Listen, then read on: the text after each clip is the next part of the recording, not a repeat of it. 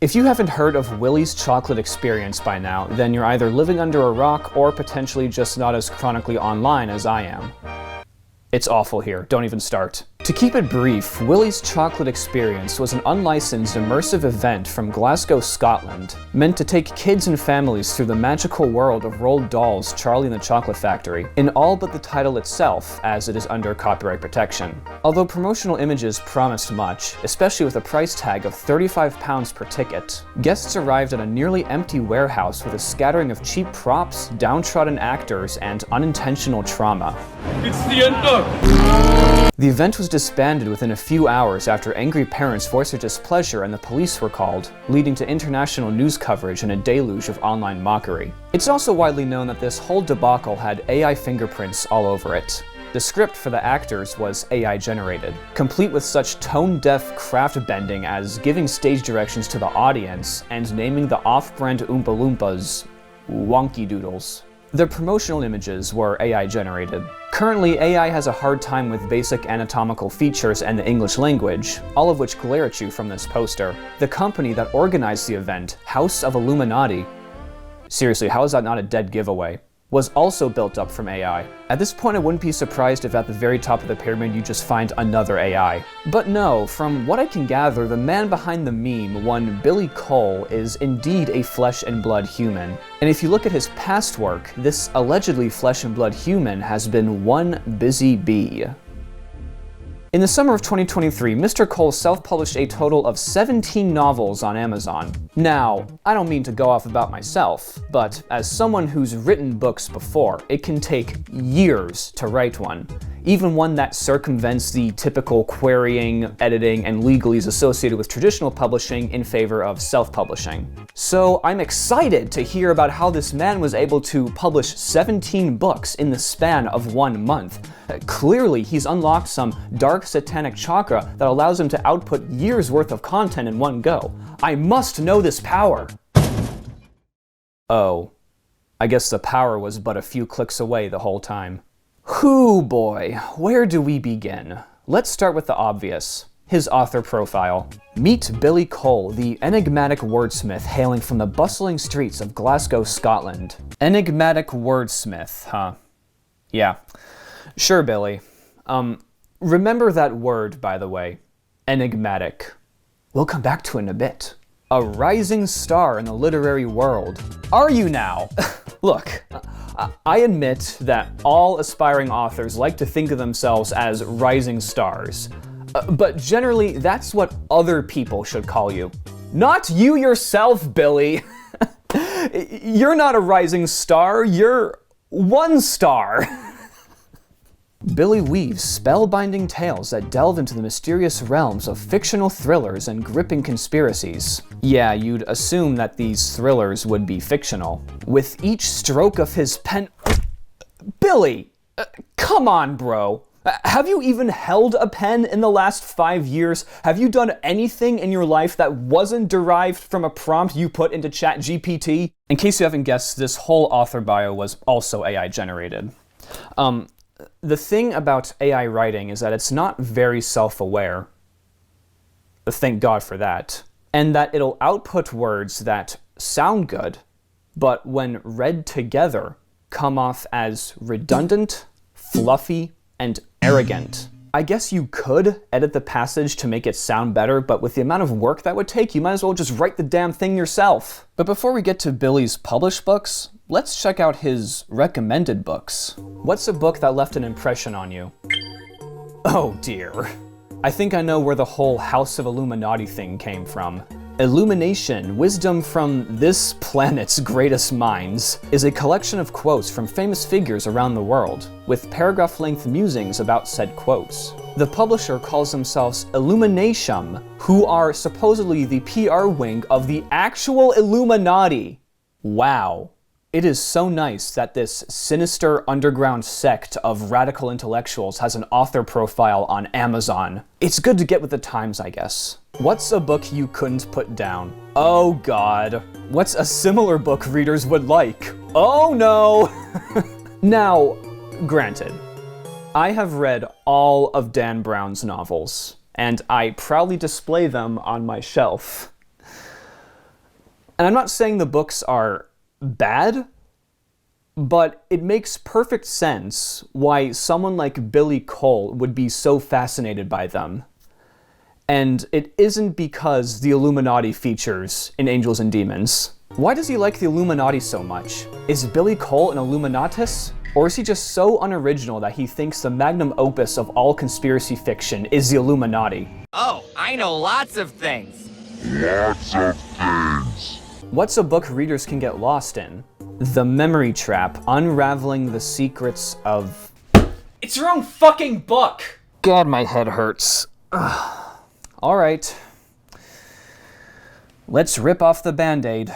So yeah, 17 books, all published from early July to early August 2023, all presumably written with AI. They appear to be modern-day thrillers featuring female protagonists uncovering hidden conspiracies interwoven with history and science. You can see where the Dan Brown influence comes in. A select few, however, concern more, topical subjects. Selling Innocence, Rosie Black's Escape from Hell is about human trafficking. Okay. Shadows of Deception, Unveiling the Deep State Conspiracy is about, well, the deep state, I guess. And Operation Inoculation, Unveiling the conspiratorial journey into vaccination truth's deep state conspiracy. Look, he forgot to capitalize his own last name. Jesus fucking Christ. This man cannot be real. I think he might actually be an AI. Oh god. And if you thought that last title was a mouthful, just wait till you hear the blurbs. Such as this one, Threads of Enigma. The Enigma. Remember what I said earlier? You're really gonna hate the word enigma when all's said and done. Threads of Enigma is a captivating novel that seamlessly weaves together the realms of art, history, and mystery. Through the eyes of protagonist Evelyn, readers are immersed in a world where hidden messages encoded within artworks lead to a journey of discovery that transcends time and space. With each enigmatic revelation, Evelyn forms unexpected bonds with fellow seekers of knowledge and unveils the profound relationships between art, history, and human connection. Set against the backdrop of a grieving heart, the novel delves into the intricate emotional landscape of loss and the resilience that fuels Evelyn's determination to uncover the truth. I've never seen so many words that said so little, from ancient manuscripts to celestial constellations, as opposed to terrestrial constellations. The novel's enigma gradually unfolds. My mouth hurts from saying enigma so much. It invites readers to embark on a captivating journey of discovery that showcases the magic of decoding the enigmatic world around us. God fucking damn it! Oh! I think I get it now. Billy Coull is the Riddler, and this whole AI novel venture was just a dastardly scheme to get Batman's attention. Which I guess makes me...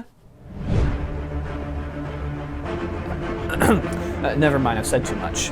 Now, I was going to review Threads of Enigma, as it was one of 2 of Billy Coull's novels you can actually buy, as the rest are mysteriously unavailable, until I saw the price tag. $10 for the ebook. That is insane. And while the page count is respectable, somehow I knew I'd get the gist from the first few pages alone, and the other 400 or so would just be a waste of time. Which is why the Biohazard Chronicles seemed like the better choice. $9.99 for the paperback. Although I still got ripped off. Look at that page count! Disgusting! Well, whatever. At least I have something to wave around in front of the camera. This is The Biohazard Protocol by Billy Coull. I mean, look at this. Disgusting! So we haven't even opened the book yet, and already we have problems. As AI-generated covers go, this one isn't the worst I've seen, but look closely and you'll see some familiar issues. This girl's hand looks like a PS1 chicken tender. This lady's finger appears to come to an off-colored point. I've never seen an uncanny camera until today. The same lady has heterochromia, and this lady's arms are grossly distended like she had Slender Man somewhere in her family tree. The comedy continues with a disclaimer. You have your usual statements about how nothing in this book reflects real-world events, but then you have this. The pursuit of knowledge and scientific advancement should always be guided by ethics and the consideration of potential consequences. The glaring irony of this statement aside, this is just so indicative of ChatGPT, as it'll output a similar cautionary disclaimer if you input anything it deems as remotely problematic. Imagine if real books had these sorts of forewords. Please remember that the safety of America's youth supersedes transdimensional shape-shifting horrors beyond comprehension. The presence of killer clowns in small towns should always be handled responsibly and ethically, with the possibility of impactful repercussions firmly in mind. And also, what happens in the sewers stays in the sewers. If you know, you know. The table of contents is similarly baffling, with a slew of repeated words and bland chapter titles throughout. And even just flipping through the pages, I can tell we're in for a bad time. What is this layout? Did the AI just spit out chunks of text at a time without any consideration for style or formatting? The answer is yes. But I'm also here to judge the story, if you could even call it that. The story begins with a brilliant but haunted scientist named Dr. Emily Reed, whose unnamed experiment is sabotaged by a mysterious organization who reverse engineer it into a biohazard and are also orchestrating similar disasters around the world because the lulz, I guess. This biohazard is never given a formal identity. It causes fever, fatigue, and convulsions in patients by, and I'm quoting the book here, targeting a specific genetic receptor, causing a deadly cascade of events. Whew. The scientific rigor here is mind-boggling. Characters proceed to appear out of thin air. There's Dr. Volkov, who has a shady past with secret government projects, whose entire family was killed by outbreaks. There's a senator named Lawson. There's a young girl named Maya, whom Emily Reed encounters in the middle of the rainforest, who becomes her protege for like a page, and a whole bunch of other irrelevant incidentals. I can only describe the structure of this book as an outline of a story with a few things tacked onto each heading. There's scenes with dialogue that play out at a normal book pace, but then there's entire years, scenes, and even climactic fights that are condensed into a few sentences. It's insane. It also repeats itself a lot, presumably because the AI was stretched for length, which is hilarious considering the text is big and the book itself is thinner than a snail's trail. Things are just flat out explained. The dialogue is as dry and cliche as can be. I know Billy Coull has read books before. Dan Brown books, granted, but even those have a sense of pacing and style and characterization, things the Biohazard Protocol does not have. The book will sometimes straight up admit, in the middle of the story, that it's indeed a book. Quote, "The Biohazard Protocol wasn't just a fictional novel. It was a reminder of the power of storytelling to inspire change and reflection." This is at the end of chapter 7 out of 19. And the story just continues on after that as if nothing happened. Billy Coull did not read his own fucking book. But he knew exactly what he was doing, which was putting out poorly composited crap on a whim because he thought he might be able to do something with it. But then the book does something even crazier. It portrays itself as a book in the story the book is trying to tell. Listen. As the years went by, Emily's story continued to inspire people of all ages and walks of life. The Biohazard Protocol became required reading in schools. This is the most obliviously psychotic thing I've ever read. This book has lore implications beyond my grasp. Is it some relic from an alternate universe where the events in this book actually transpired, sent into my hands via some cosmic rift? Or did the AI just confuse itself and Billy Coull is an embarrassing dickweed? Choose your own adventure, kids! Also, the sun dips below the horizon so many times in this book, I lost count. I got so tired of reading about the stupid fucking sunset. But I'm sure you're probably wondering what happened after the organization enacted a worldwide spate of bioterrorism. Nothing. Seriously. The next 70% of the book is Emily Reed just growing old and inspiring people and becoming a well-respected member of society. Nothing challenging, interesting, or entertaining happens after that first 30%. And then it just ends. It just ends. The book ends, but my suffering did not! So yeah, not only was this thing atrocious, but it was an insult to everything I am passionate about. And I just can't get over the fact that now Billy Coull is $10 richer, and I have lost 5 years of my life. Was it worth it?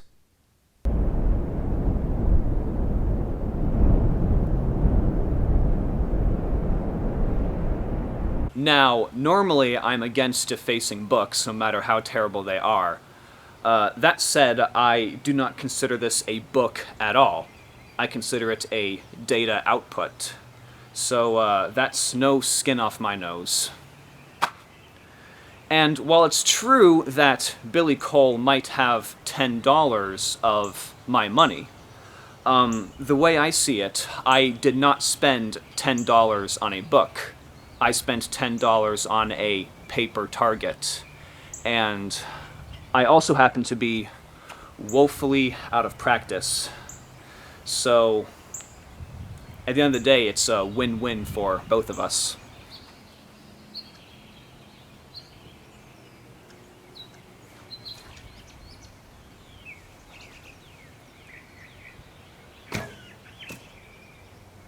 I missed. Oh, right in the heart! Let's go! Let's fucking go!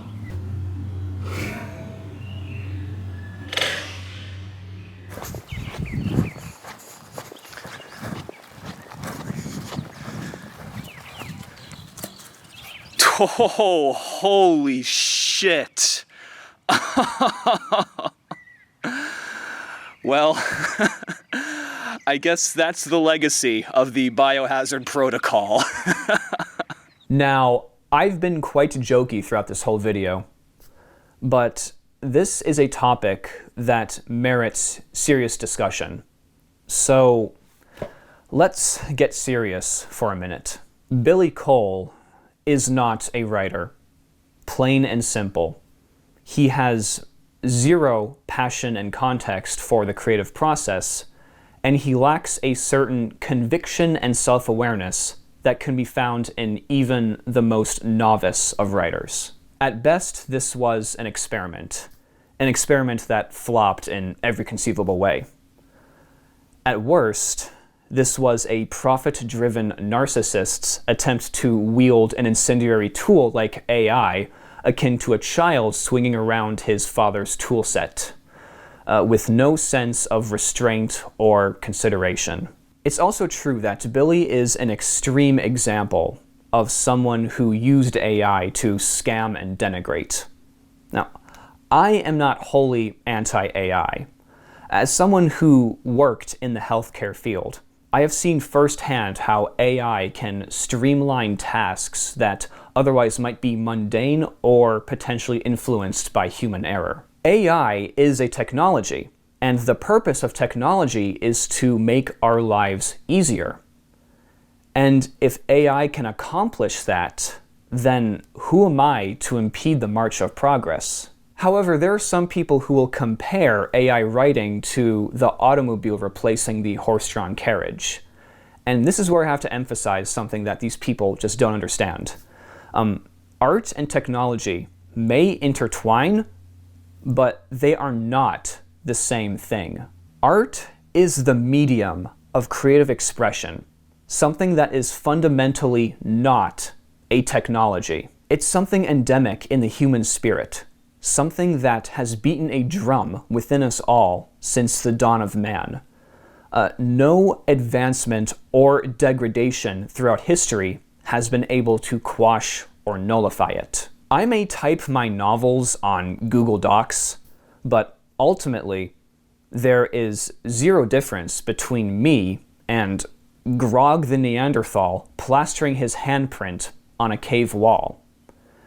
And for tens of thousands of years, that difference has remained zero. Until now. AI writing is not art. It is a technology. And while someone like Billy Coull might be a morally deficient huckster, anyone else who does this, regardless of intent, except if that intent is satire or something along those lines, is also a data puncher. You are not an artist. You're not a creator. And I don't mean this as an insult. I don't mean to denigrate the act or the occupation of data punching. But if that's what you do, yet you call yourself something else, then you get my displeasure. And rightfully so. Which brings me to my second point. I've also heard the argument that if AI writing gets to the point where it matches or surpasses the quality of human writers, then we ought to support the AI writing simply because it's better. And I can't really argue with that. If you want to go the ultra-pragmatic route, where quality alone is your sole motivating factor, then I can't stop you. Hell, I admire the devotion. I respect your willingness to never compromise your values, no matter the circumstances. But I will say this. I talk about creative expression as something intangible, something unable to be quantified, something that no amount of sophisticated innovation will be ever able to grasp. Some of you might listen to this and call it spirituality. Maybe you'll call it a soul. Some of you might think the concept of spirituality and souls is bullshit. But no matter your religion, your spiritual beliefs, or lack thereof, I hope we can all agree on one thing, that a society that devalues the intangible is a society that's doomed to fail. It is a society that becomes materialistic, cynical, short-sighted, and unempathetic. Technology is needed. Art is also needed. And the two must remain distinct. If we make art into a technology, to make a facsimile of creative expression, to make the intangible tangible, then we lose something that makes us human. And the more of our humanity we trade away, the quicker we tumble to ruin.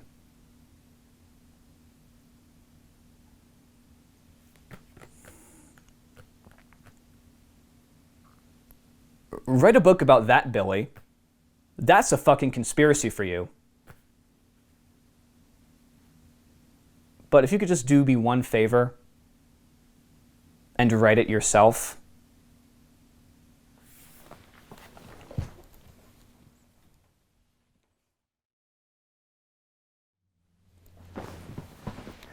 One more thing. I hate to be predictable, but here's a trailer for a real book by a real author. Hope you enjoy.